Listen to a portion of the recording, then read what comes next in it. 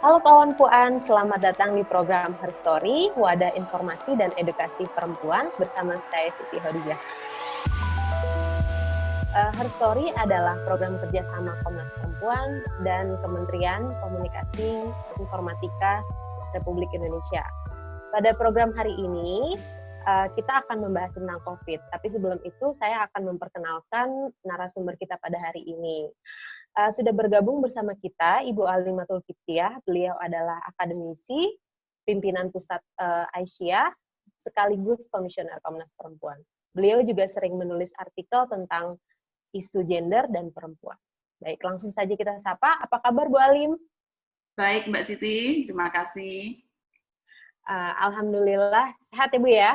Alhamdulillah Mbak Siti juga sehat? Iya, alhamdulillah Bu.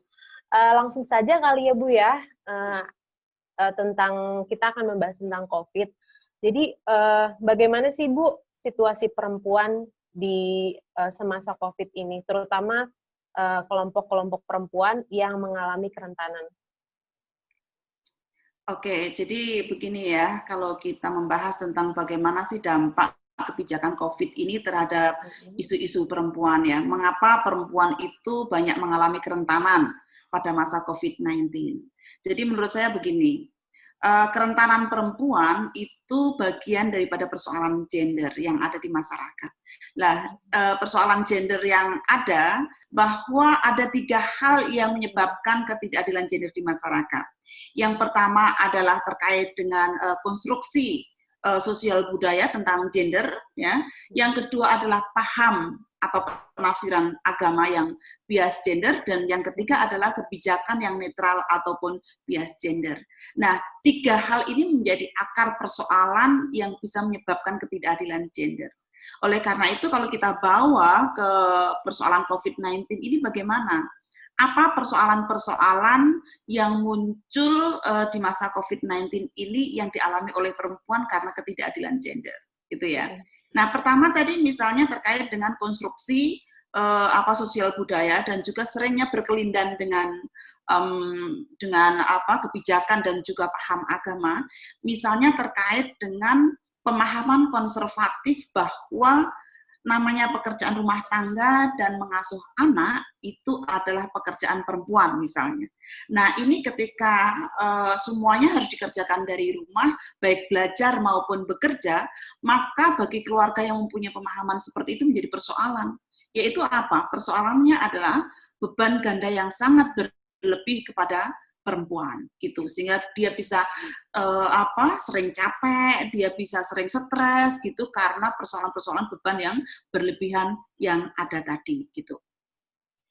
Lalu Bu, kenapa sih laki-laki itu jarang terlibat dalam pekerjaan-pekerjaan perempuan nih, terutama yang dianggap pekerjaan perempuan, terutama pekerjaan rumah nih Bu, misal mencuci, membersihkan rumah, masak dan sebagainya. Itu gimana Bu?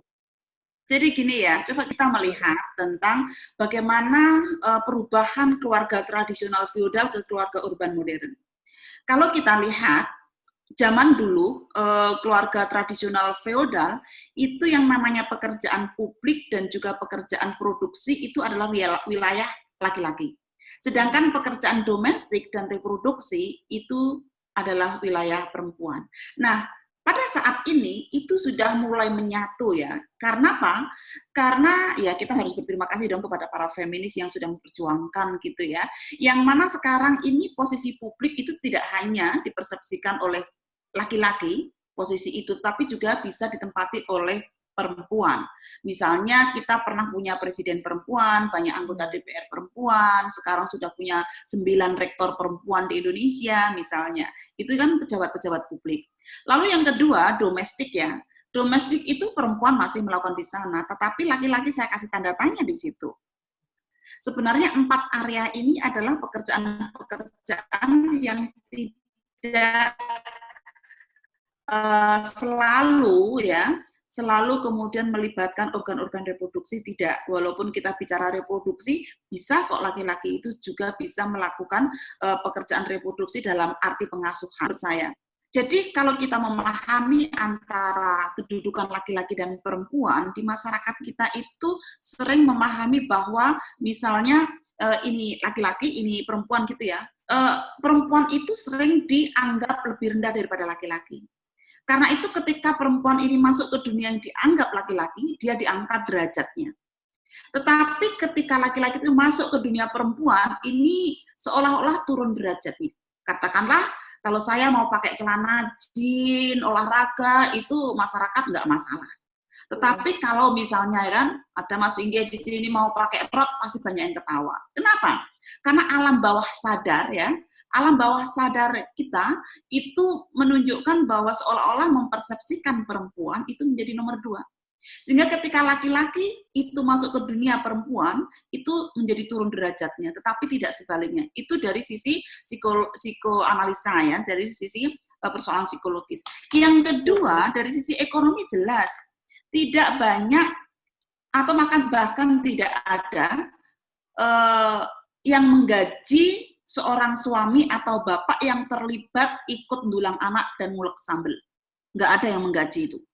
Tetapi perempuan yang jadi rektor dan juga perempuan yang mencari nafkah itu tidak banyak yang, ya mungkin ada 1-2, tetapi kebanyakan masyarakat menerimanya dan bahkan menggajinya. Mungkin kalau punya mertua, mertuanya pun juga bangga. Ya kan? Nah, jadi secara ekonomis, secara sosiologis, dan secara psikologis, laki-laki itu tidak diuntungkan ketika dia pindah ke area yang dianggap itu adalah area perempuan. Tetapi perempuan itu akan merasa diuntungkan ya ketika dia pindah ke area yang dianggap area laki-laki. Ya tadi secara psikologis banyak yang mengapresiasi, secara sosiologis banyak yang menerima, secara ekonomi ada penambahan income gitu. Jadi itu persoalannya, kenapa tidak banyak laki-laki itu yang terlibat kepada kegiatan yang dilakukan oleh dianggap oleh laki-laki. Baik, seru sekali ya perbincangan kita pada hari ini. Baik, jangan kemana-mana. Setelah yang ini kita akan lanjut masih di program Her Story, Puan Bersuara, Puan Berdaya.